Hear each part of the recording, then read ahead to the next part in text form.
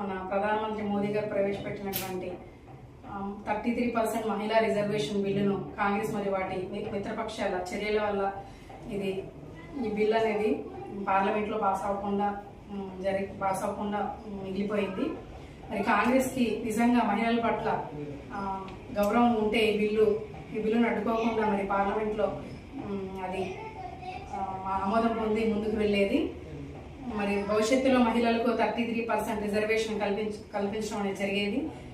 కాకపోతే ఏంటంటే కాంగ్రెస్ మరి వాటి మిత్రపక్షాల చర్యల వల్ల బిల్లు ఆగిపోవడం జరిగింది.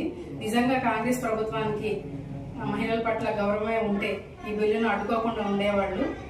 మరి దశాబ్ద కాలంగా అధికారంలో ఉన్నటువంటి కాంగ్రెస్ ప్రభుత్వం మరి ఏనాడైనా ఈ బిల్లు గురించి ఆలోచించలేదు, ఆచరణలో పెట్టలేదు. కానీ మా బీజేపీ ప్రభుత్వం ఆచరణలో పెట్టడం చూసి మరి వాళ్ళ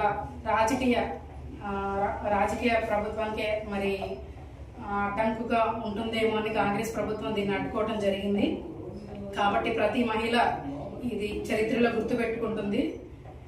మరి రానున్న రోజుల్లో మా మహిళలు ఖచ్చితంగా కాంగ్రెస్ ప్రభుత్వాన్ని గుర్తుపెట్టుకుంటారు. మాకు చేసినటువంటి ఈ అన్యాయాన్ని మేము ఖచ్చితంగా గుర్తుపెట్టుకుంటాం.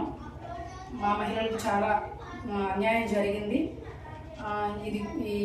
ఈ రోజున మరి చరిత్రలో ఒక బ్లాక్ డేగా మేము గుర్తుపెట్టుకుంటామని ఈ సభాముఖంగా నేను చెప్తున్నాను. భవిష్యత్తులో మరి కాంగ్రెస్ ప్రభుత్వానికి మహిళలు తగినటువంటి బుద్ధి చెప్తారని ఈ సభాముఖంగా నేను తెలియజేస్తున్నాను.